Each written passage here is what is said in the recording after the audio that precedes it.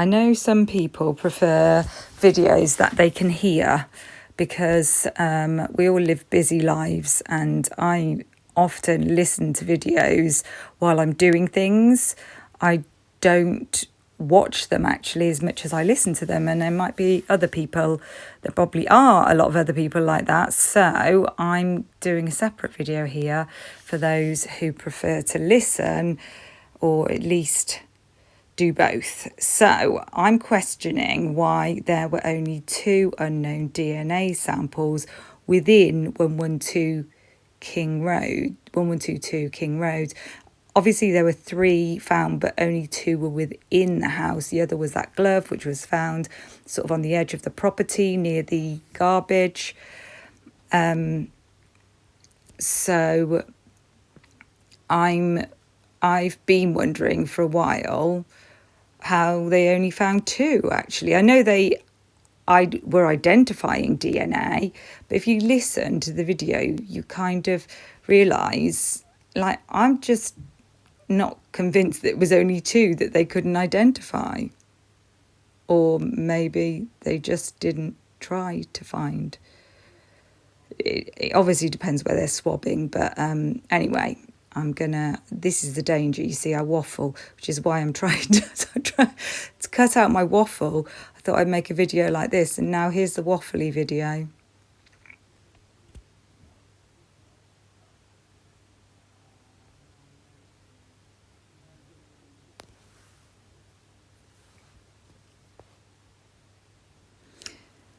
So, why did I think there would be? Because of the history of the house. I can only think it's because there's just so many samples in that house. Yeah, there's a little giggle at the end. I think that was actually Lana. That was from one of her videos. Thank you, Lana. So even Bamfield agreed how many samples there would be in the house. Here's ex-tenant Ryan Augusta. He spoke with Fox News. He lived there in 2019, and the residents had code locks at the time because at that time each bedroom was rented individually.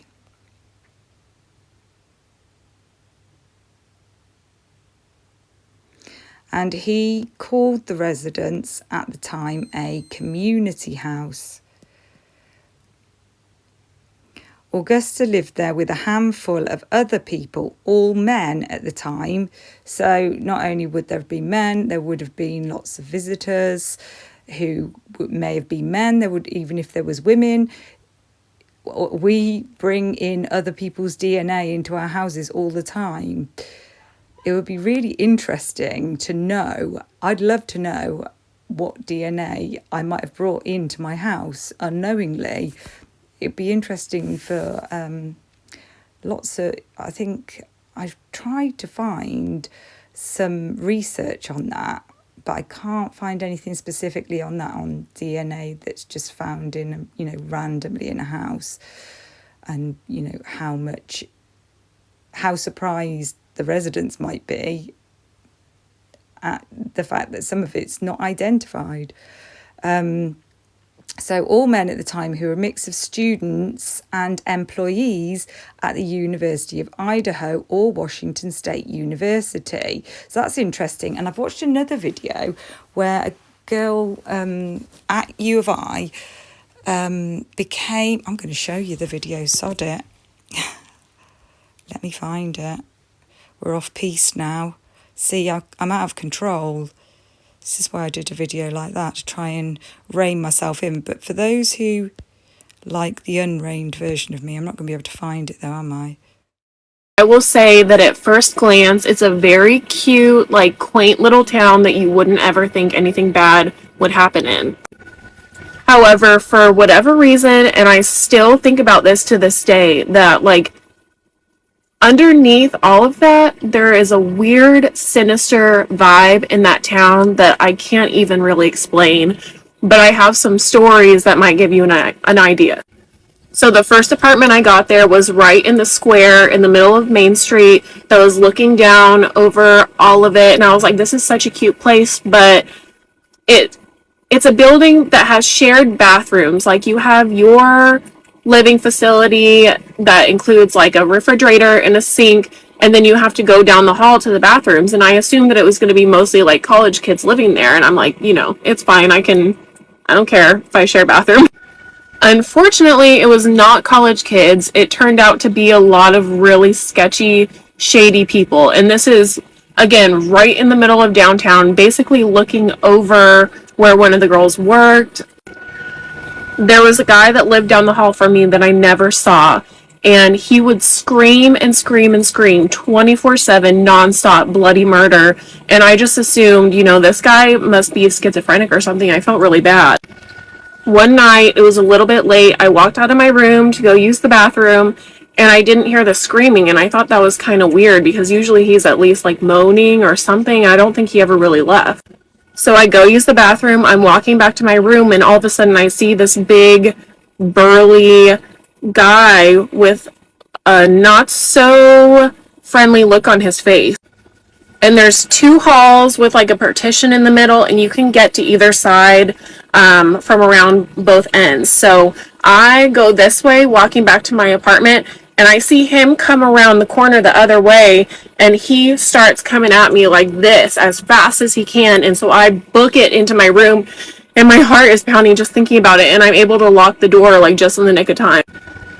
It was definitely one of the scariest experiences of my life because just looking in his eyes, I could tell that he was trying to do something really horrible to me. And I didn't call the police because that's a whole nother story about dealing with the police there. But it's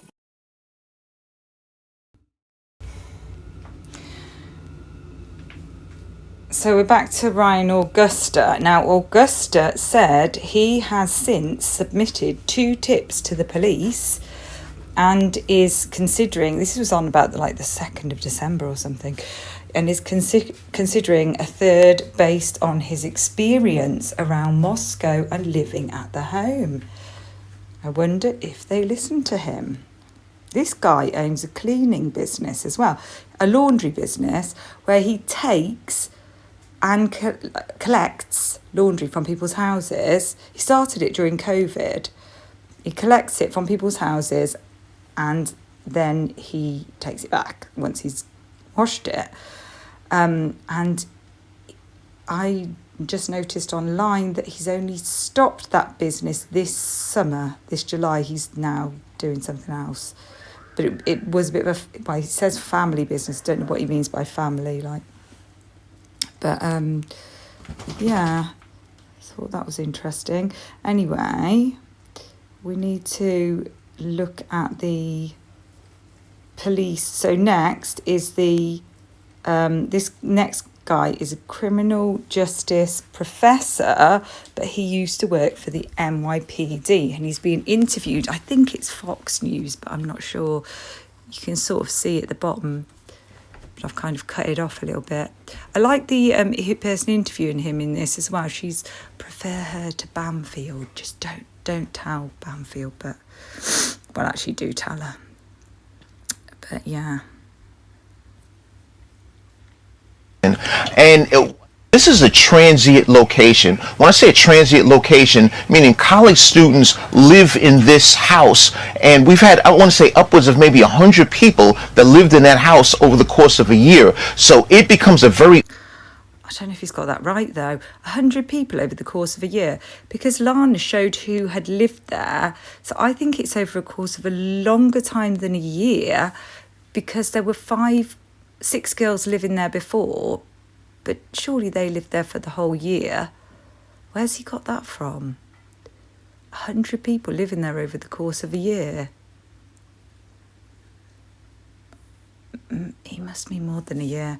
But still, there's a lot of people, and I don't know where he's got this information from, but it illustrates the point quite well. arduous task to assemble or collect the DNA from those individuals that have lived in that house over that period of time, to place that into the CODIS mechanism, which makes the identification for DNA. So moving forward, it's a tough investigation, but we have to give it time. But from the police department's perspective, they need to make sure they have tailored and calculated statements to the public, because you don't want to get ahead of yourself, as we saw happen in the earlier stage of the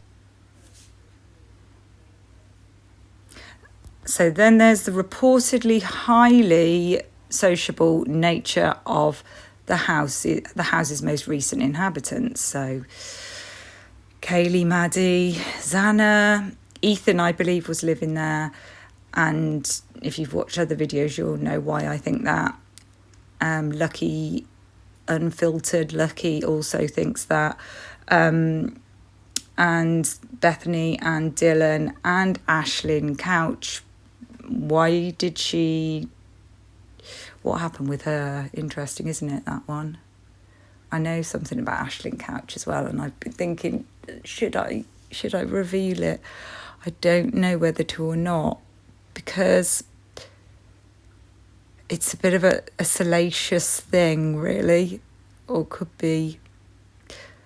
And I wouldn't want anybody to... I don't like the idea of people pigeonholing people, not necessarily Ashlyn Couch herself, actually, but it's hard to explain why without you knowing what I know.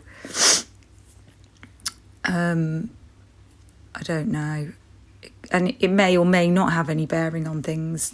I don't want to turn into the mainstream media, just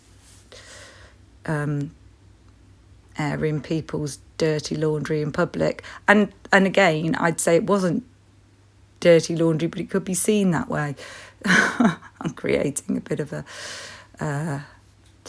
right, let's carry on. So, yeah. So there were lots of people coming and going.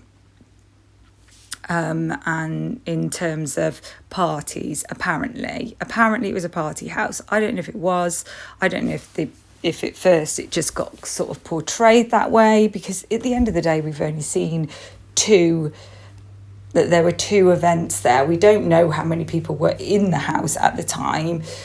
But the thing is, I had a house party when I was younger, when my parents went away. It's terrible, because I told them not to let my brother stay at home because he would have a party, and I was planning a party. Isn't that awful?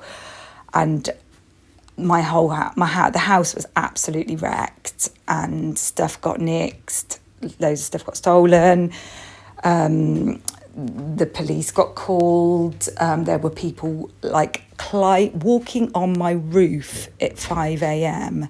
Like, it was absolutely out of control. I was out of control as well.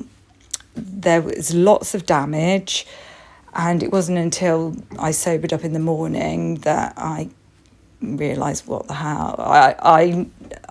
It was horrendous.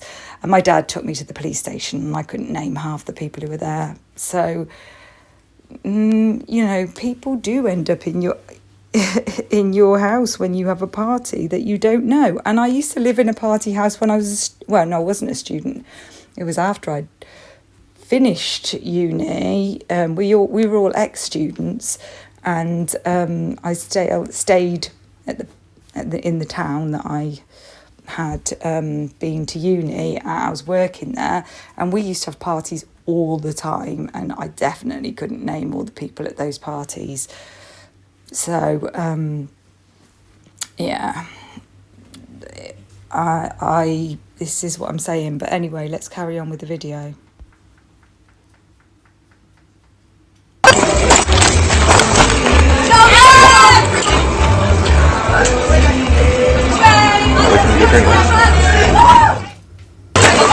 Hey ladies, how's it going? Hi, how are you? Good. We're actually... Whoever lives here needs to come talk to us, or we're going to start doing a lot more than just deal with noise. I will go tell them. Yeah, just tell them to come to the front door, we'll deal with the noise complaint, and we'll leave. Yep, thank you. sorority are they affiliated with? I don't know. I don't know if they're associated with the.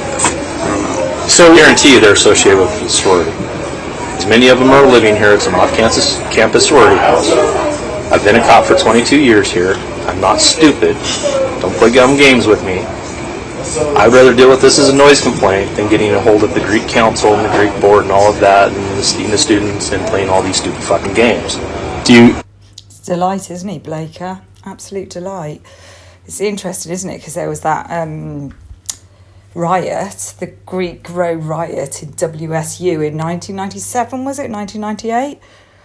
And then he started, doing that monthly training like he was in the SAS or something.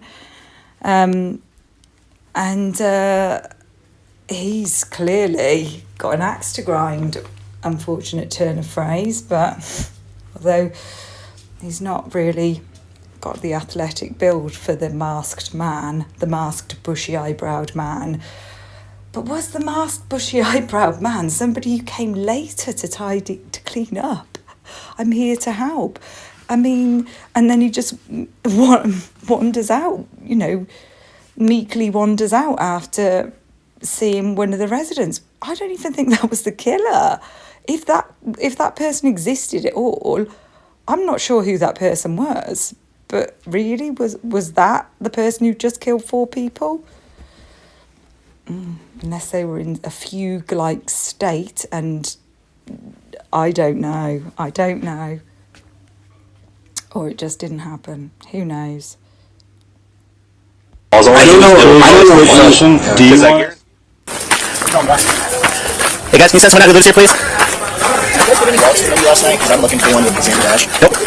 Sorry, you can always call us later and ask. In case it gets turned in here. Their business line. Sweet, thank you. You bet.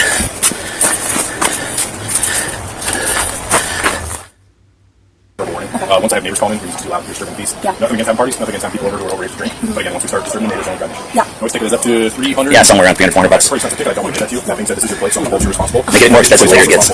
Yeah. We already warned them too. So.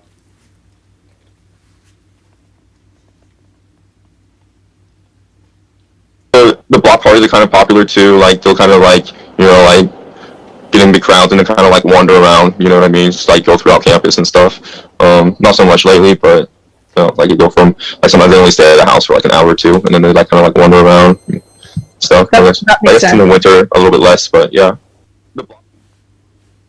Ethan, during fall rush of last year, and if you don't know what rush looks like for So he's talking about, I just want to say here that he's talking about fraternities, but I wonder if it's the same for sororities, and really do they just end up wandering into fraternity houses? If they're going into all different houses, I can't see, it's not like girls and boys are really going to keep themselves that separate, so. fraternity guys, you're coming in as a freshman and you're walking to 10 different fraternity houses and talking to 100 different guys, trying to understand all of them and see if you fit in with them. And I remember... You guys over at which apartment? Did you come from? I don't know. I was at a friend's house. I couldn't tell you the numbers. Yeah. Okay. Is the other person hosting the party? It's a guy named Matt, I think. Okay. I don't know. In the middle. First name. The night before the murders, there was a huge bash there with over 150 people, allegedly. So yeah, the 150 people bash. I don't know what that it's the night before was the formal, wasn't it? Now they probably had people there before because saw them dressed up. I don't know where they were when they were dressed up. So people could have come around before, people could have come around afterwards. I don't know if there was 150 people, but I wouldn't be surprised if something happened the night before that kicked something off. I don't know. Also, at that vigil, something that interested me was that Hunter was talking about how Ethan was bad with money and how he was borrowing money off people a lot. And that does make me wonder I talk about that in another video, which I've sort of half made. So I won't talk about that too much now, but yeah, I found that interesting. So yeah, did they really only find within 112 itself 2 unidentified male DNA samples? How much testing did they do? Because supposedly they were trying to identify. I don't know how they would have identified all of them, because they've only got Bethany and Kaylee Dylan left to ask. And neither of them would be in a great state anyway. I mean, they can ask fraternity boys, but how much honesty are they going to get? Yeah, somebody could be missed. How are they going to identify them all? I think they found that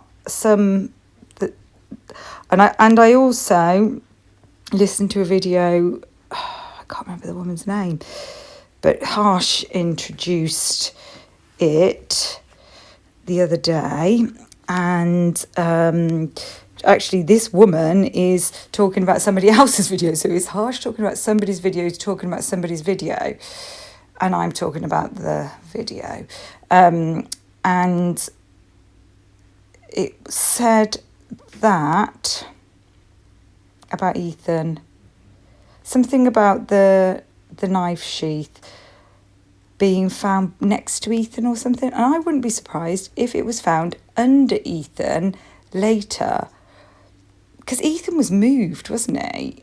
He had to be moved to get in the door. Ethan's also would be a lot heavier to move. And he would have been the person that somebody would have struggled with the most, assuming that he wasn't so drunk that he was complete. Well, we know that he wasn't in the bed, so he did fight with somebody. So that would have been the biggest struggle. That could have been when a knife sheath just got ripped off, basically. And I've thought from the beginning that knife sheath may have been moved from one place to another, and it fitted the narrative better that it was by the girls, because their narrative was that there's a stalker, somebody stalking one of the girls upstairs. And nobody ever considers anything to do with Ethan. And I know people do. People consider there might have been a fight, but there's been a big narrative around the girls, and I think that it could have been something related to Ethan. I know people have said about a fight. There's a fight in Sigma Chi, but people have also said about a organised fight. So I don't know about any of that, but I just do wonder regarding Ethan and the fact that I think he was living there, and what led to him living there, and what Jeff Knodel says, which you can listen to in another video. But he basically implies that Xana was helping him out, kind of thing, and he says it, and then he later quickly follows it with his work, with schoolwork or something, like with college work. But he paused before he said that, and I do wonder if maybe she was helping him out financially in terms of him living there and what was going on, why. I don't know. There could be more to the story with Ethan. I'm not the kind of person who would throw shade at somebody for ending up in difficult circumstances or making decisions. I've made a lot of shit decisions, a lot of bad decisions, and I'm the last person who's going to judge anybody else on that. So anyway, I will stop talking now. So I'll probably talk about Ethan more in another video. So Take care, and I will see you all soon. I probably won't see you, really, will I? And you might not see me. You might see me one day, you never know. I might reveal myself. But, yeah, I'm going to hide back here for a while, I think. And that's all for now.